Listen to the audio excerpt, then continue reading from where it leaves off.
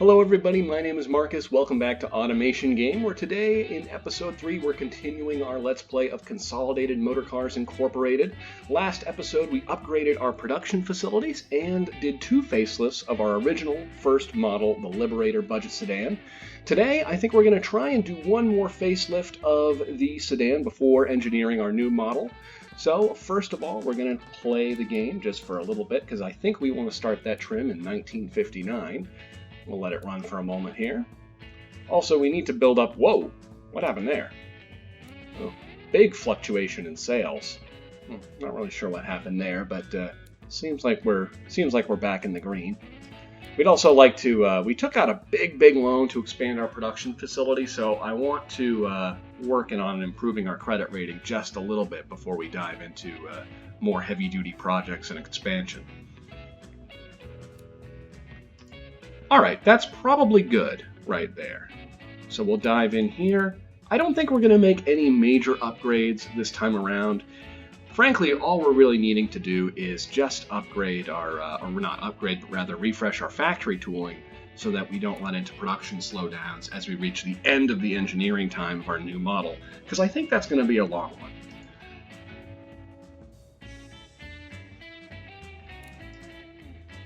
Alright, we'll dive in here, replace the variant yet again.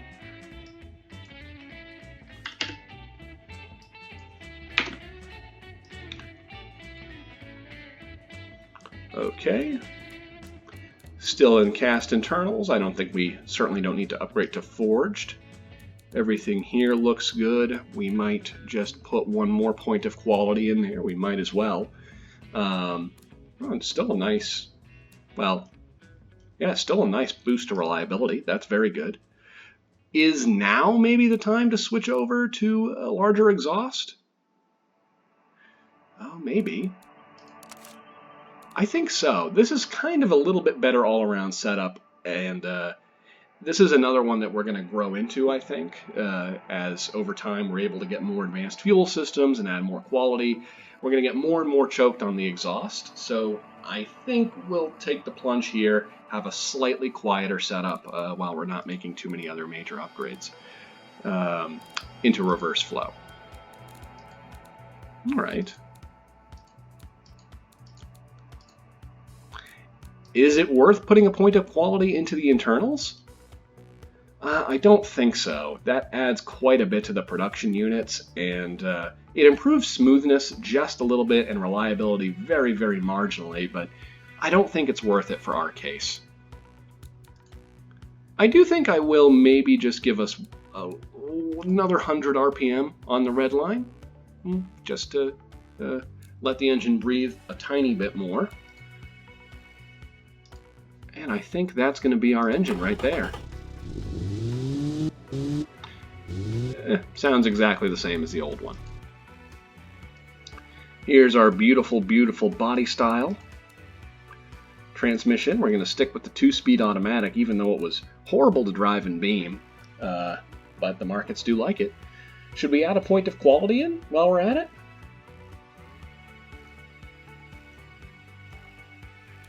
I don't think so.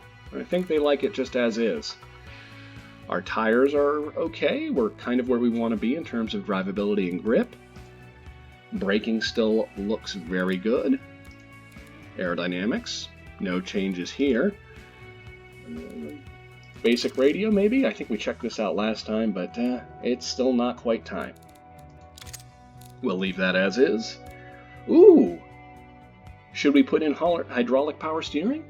Does it need it? I mean, it's a light car. It probably doesn't need it yet. No, I don't think so. It also incurs a very modest reliability penalty to switch over to the hydraulic steering, so if it's not needed, I don't think we'll switch over. Our front dampers are a little bit hard, but not too bad. I think we'll leave the suspension setup as is. Yeah. Roll angle, all still reasonable. Really not a lot of major changes this time around. This is, like I said, just to carry us one last leg until we can dive into engineering our new model, which is going to bring a lot of significant changes in. Okay,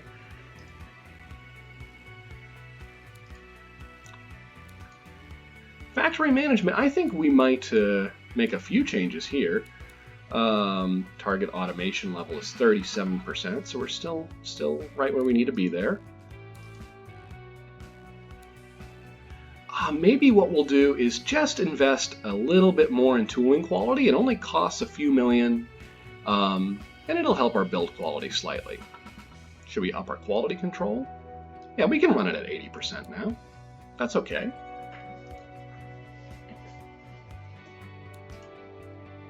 Engineering time is a whopping 10 months, so we'll slam the reliability slider right up to the top.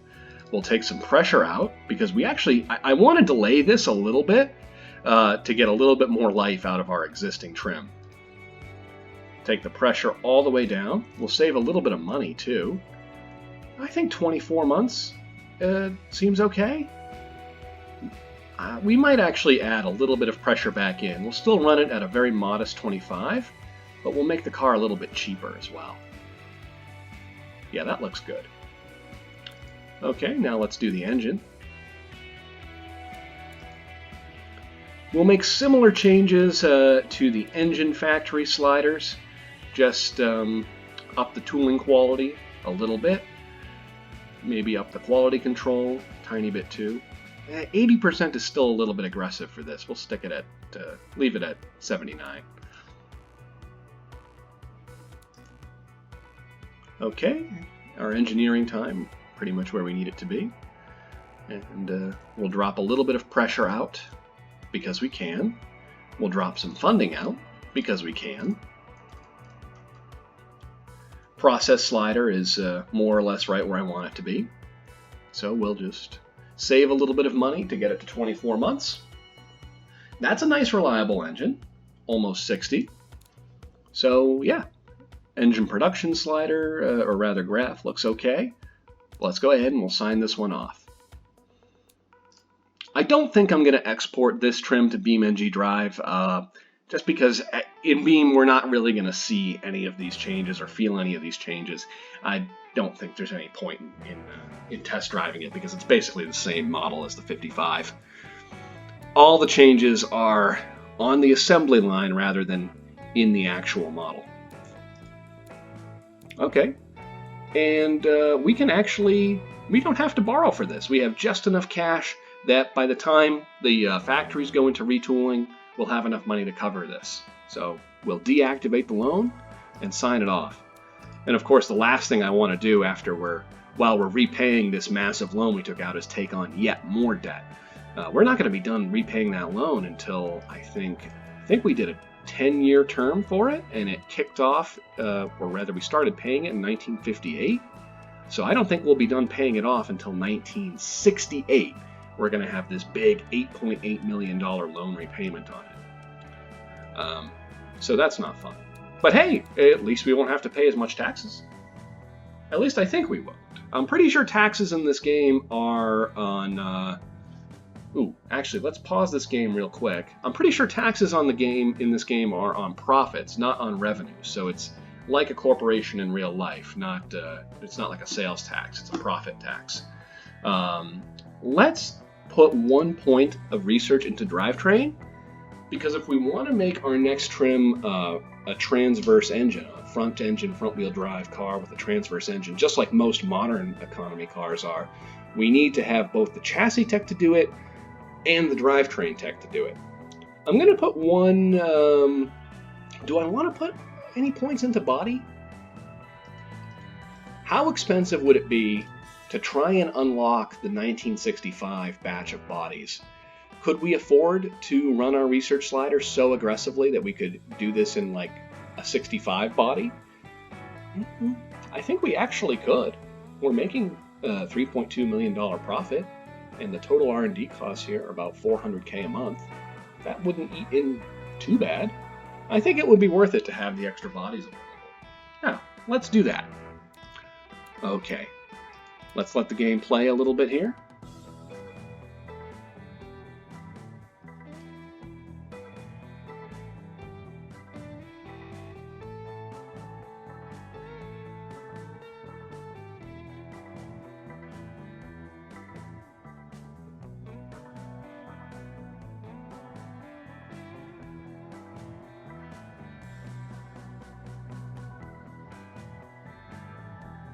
All right, our new model is now on sale, and it's selling fantastically with a 79% markup.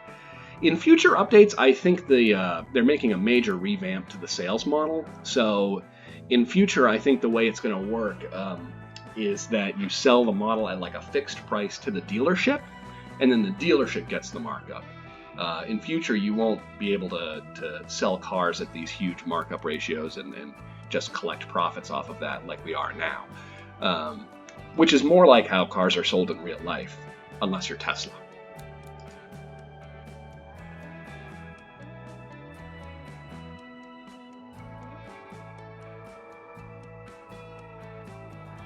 All right, letting things run just a little bit here. Let's hop over to the research screen. That doesn't look like the chassis symbol. Let's hop over to the research screen and see if we've unlocked what we need to. Okay, we're still in 64 on our body tech. I should have dumped more points into that earlier. Should we wait until 65? I mean, it's probably only a few more months. Yeah, we've come this far. Let's wait just a couple more months so we can get put it in a nice new 1965 body.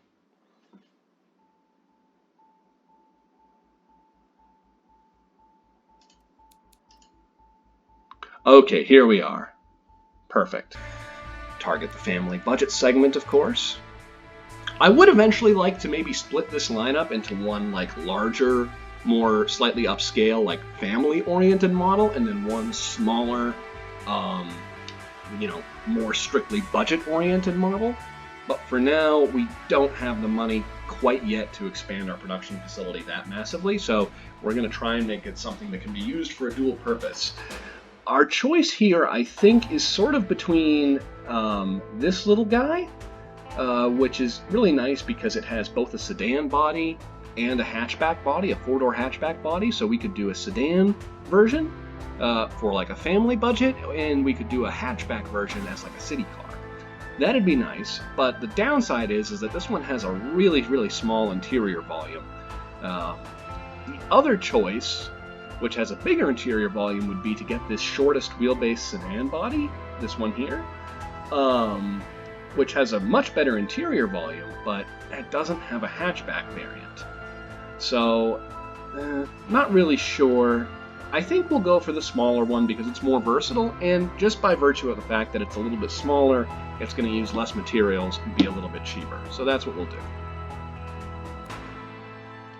Steel panels, of course.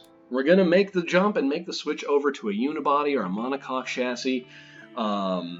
It's lighter, it's stiffer, it's safer. It's going to make it easier for us to hit safety standards moving forward. Small cars on ladder frames, as the game advances and the safety standards get more advanced, get more demanding, it becomes difficult to meet them if your car is small and on a ladder chassis. So we'll switch over to a unibody.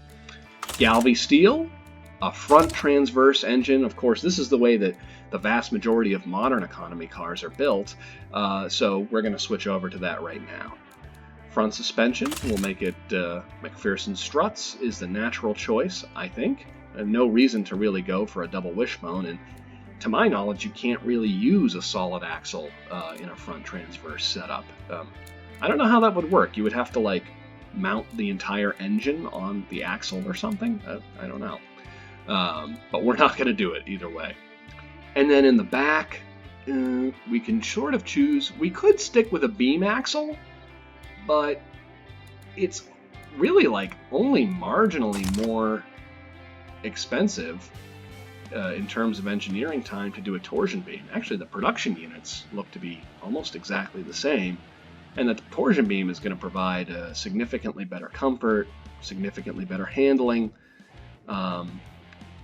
We could maybe step up to a semi-trailing arm, but that does add quite a bit of expense. I think torsion beam is what we go for. And this is how like the Mark I Golf was designed, struts in the front, torsion beam in the back. It's how most of those early compact hatchbacks were made, so we'll do the same. I think we might need to drop 1 point of quality out of the chassis just to take the edge off the engineering time. between doing the monocoque chassis, which is going to add like 30 months versus just the 6 or so that I think the body on frame construction is by default, and introducing the new engine layout and a new suspension type, even though that's actually cheaper than the double wishbones we had before, this is going to be a considerable engineering time. On the other hand, this like dropping quality out of the chassis hurts almost everything. Like it's an across the board detriment at the expense of saving weight or not saving weight, but saving production expense. So let's try to build it with 0 quality for now. We'll see what the engineering time looks like. We might have to come back and take a point out.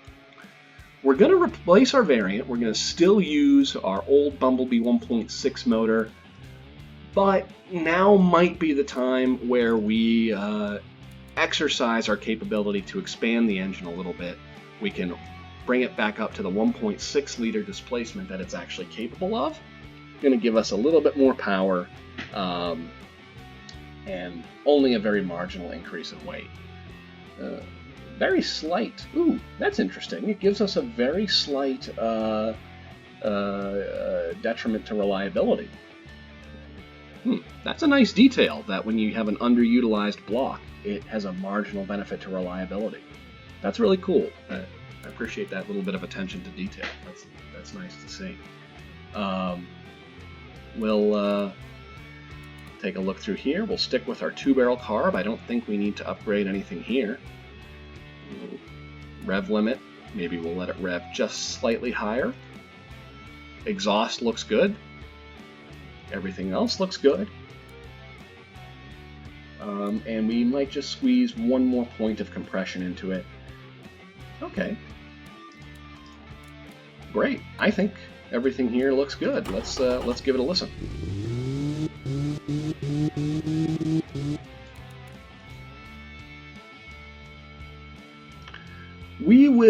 We'll start by designing the sedan.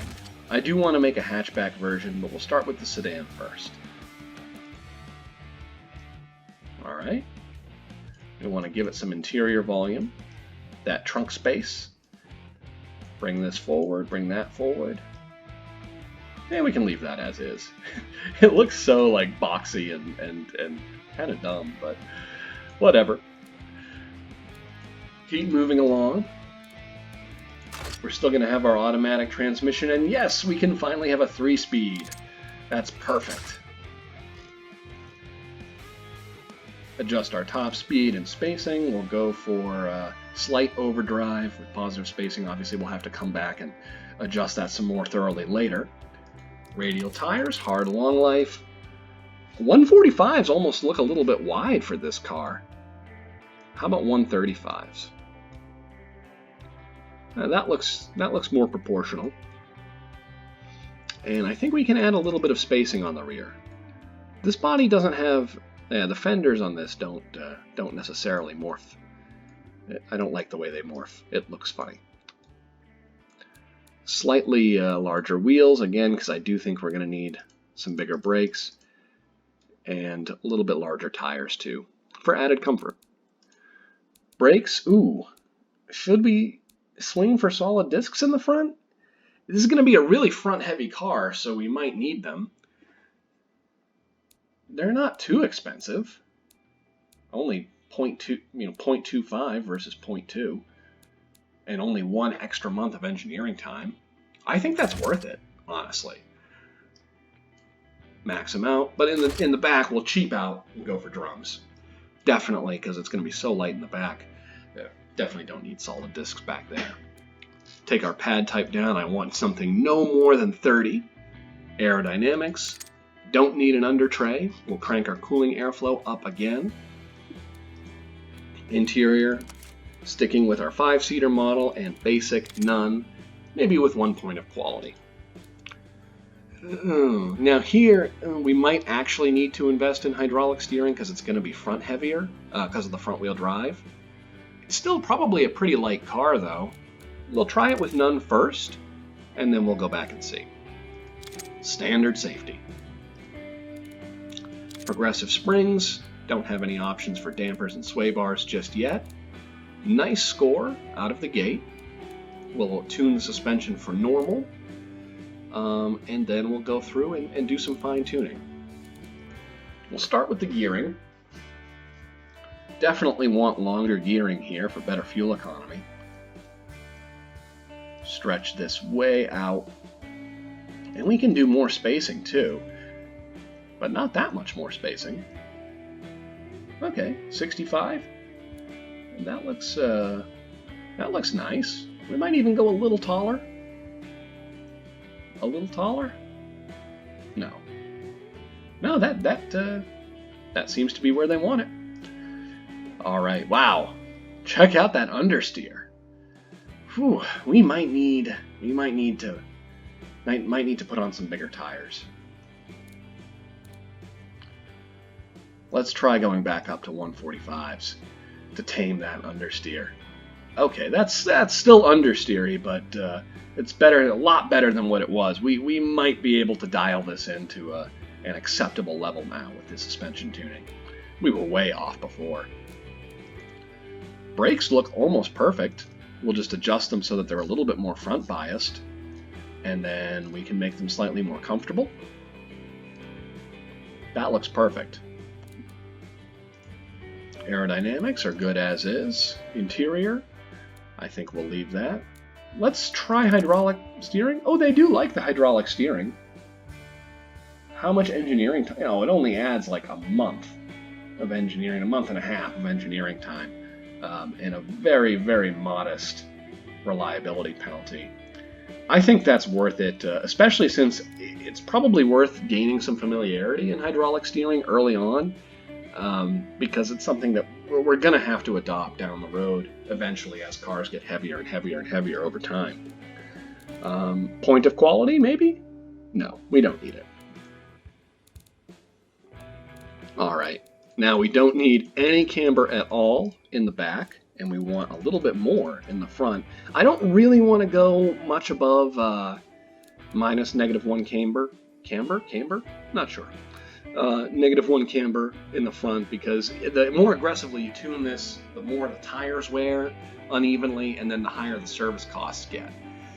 So it's almost better to just deal with a little bit of understeer and have more even tire wear than it is to have perfect handling but with tires that wear unevenly.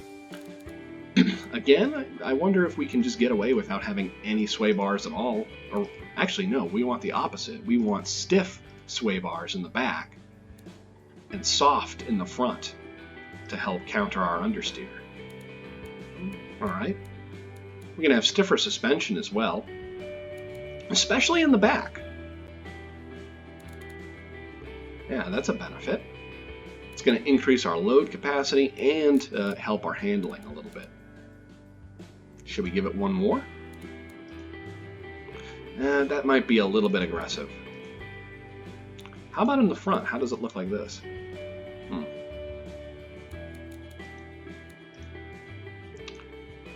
Okay, yeah, so if we make the fronts a little bit firmer as well, and then tune the back to be really quite firm, this is not going to be a comfortable riding car. That should work okay. Should we eke just a tiny bit more? Yeah. Okay, we'll go back on what I said earlier. We'll stretch the camber just a little bit. That's still acceptable. -1.5. Okay, we're still understeering. Getting the yellow warning for understeer, but we're at 98% drivability. So I think we can live with this. This is sort of good enough. We're within the realm of acceptable now.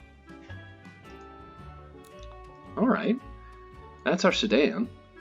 So I'm going to go back and do the design. I'm going to time lapse it for you this time and see what we come up with. I'll see you guys in just a minute.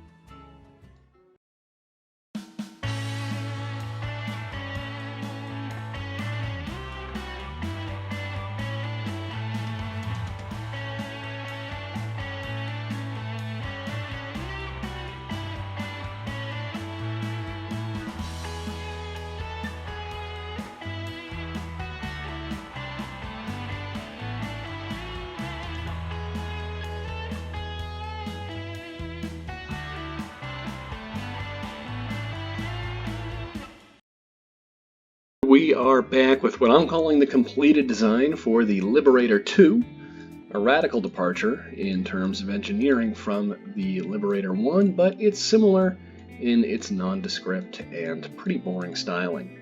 Gone for a nice green color this time, just to mix it up. And the only thing that I think I'm going to go back and fiddle around with on this model a little bit is the ride height. It looks like it rides a little bit high to me. I'm going to see if the markets will tolerate if I lower it just a tiny bit. They really don't like that. Yeah, we'll leave it at 10.5. I think that actually looks okay. Okay, so that's our sedan model. Let's have a look at the engineering time. And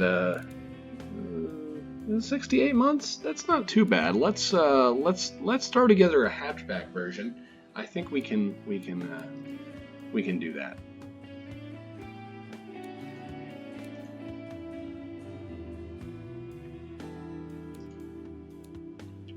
All right, we'll switch over to the 4-door hatch. And this one is going to target the city budget segment.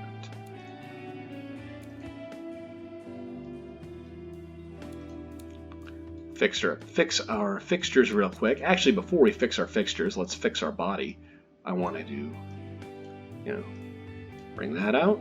Can I fix this little notch here? Yeah, like that, and then like that. Okay, that's what I'm looking for.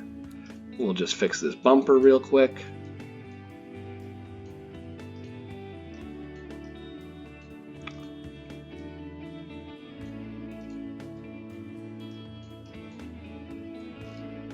Yeah, that looks good.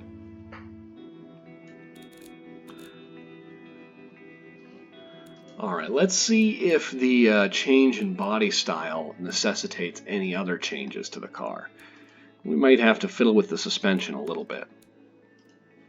All of this looks okay, actually. Suspension seems all right. Wow, we can adjust the roll angle quite a lot. Lower. Let's do. I wonder, was our roll angle that flat on our other car as well? We'll have to go back and take a look at that. We can take some sway bars out of it, but we're definitely going to be taking some sway bars out of this one. 6.9, yeah, that's what I want. That's right where I need it. Okay, we'll stick with you.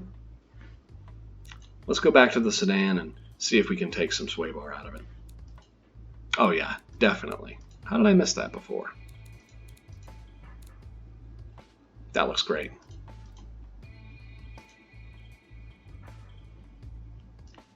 And this, of course, is the budget hatch, 62. Okay, those are our cars. Let's set up our factory.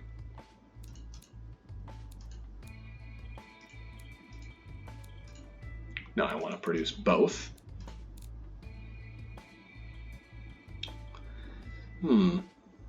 Now might be the time to, oh my god, we've already used up almost half of our minor tooling already. Wow.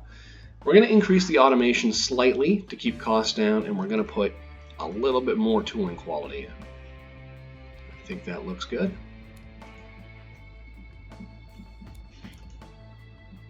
Just to help reduce the cost of our production units. Okay, engineering time is actually totally reasonable. I don't think we need to drop a quality point out of that chassis. We'll dump some funding into it. We can afford it. Take the tooling down to 45. That brings us to a nice 52-month engineering time. I'd like to target 60 months for this. So we'll take the remaining time budget we have and put it into reliability. And I might even steal a few points out of process. We'll use some more materials and make it a little bit more reliable. We can engineer some more material efficiency in on the next facelift. Good, 60 months. Not quite as reliable as our old model, but that's still pretty good. Scores are looking good at this stage. Engine project. We should be able to make this engine super reliable in 60 months. I don't think we're going to need anywhere near that much time. We'll give the engine factory the same treatment. A little bit better, more automation, and a little bit more tooling. Yeah, 12.6 months. So we don't need to put hardly any funding into it at all. Almost no pressure, 100% reliability, 100% process, bring our tooling back up, and we'll just take funding out for the rest of it. Okay, so even at this point, we still have about a little less than 10 extra months. That's okay, though.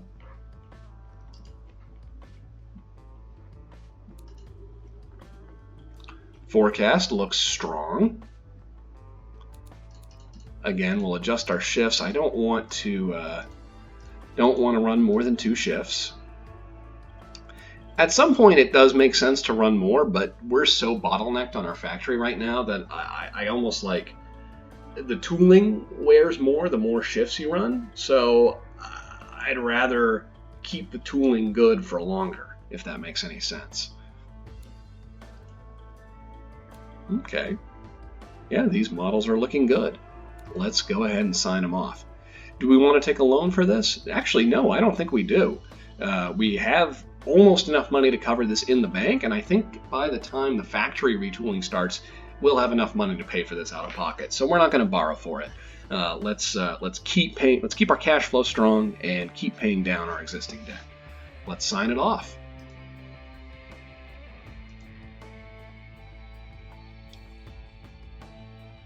Oh, okay. Actually, the tooling for this is not bad at all. Maybe that was projecting in the other interface. Maybe it was projecting how much tooling would be left when we started retooling. All right, here we are on the cusp of our new model going on sale. We just ran out of stock, as you can see on the old one. Let's go ahead and dive in. We really got our money's worth out of the factory tooling. For the last version of the first generation of the Liberator. Let's see, with the debut of the second gen, how it sells. Okay, very strong so far. Healthy markup on each. It's really impacting our competitiveness, though. And we just had the leaded fuel bans pass, so on the next facelift we'll have to switch it over to unleaded fuel. That's no problem, though, because I think that's going to be right about now that we start that new facelift. But I don't think that's something we're going to do in today's episode. We're already running a little bit long. Let's go ahead and export one of these 2 trims. I'm not going to test them both. I'm just going to test one. Let's go ahead and export one of these 2 trims to Beamng.drive, and we'll see how it does.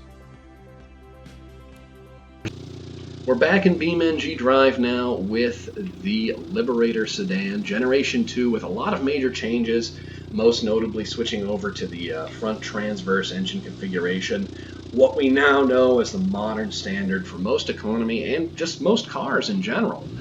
I think we take for granted today how common it is, but in late 1960s, I think this car came out in 1968 in automation, that would have been seen as pretty progressive. There weren't too many cars rolling around with this configuration at that time. Front-wheel drive had been around since the 1950s, but the idea of having this front transverse configuration with an offset front differential, the Mini used it, I believe the Autobianchi Primula also used it, but it took a little while for it to catch on and become standardized as what is now the default for economy cars. So this, I think, would have been pretty progressive for its time period. Of course, a progressive drivetrain configuration, but with a very conservative 1.6-liter pushrod engine. The car drives pretty nicely. It has fairly well-tamed understeer. You can use the handbrake to kick the tail out of the back. It seems to soak up bumps reasonably well, and the 3-speed automatic is a massive, massive improvement in terms of drivability over the old 2-speed.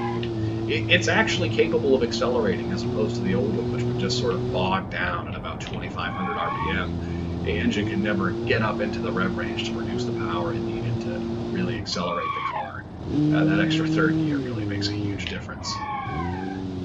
Well, guys, I think that's going to wrap it up for today's episode. I hope you enjoyed. Look forward to seeing you next time, and as always, if you have any thoughts or ideas, please let me know. I'm happy to hear them. Thanks again, and look forward to seeing you.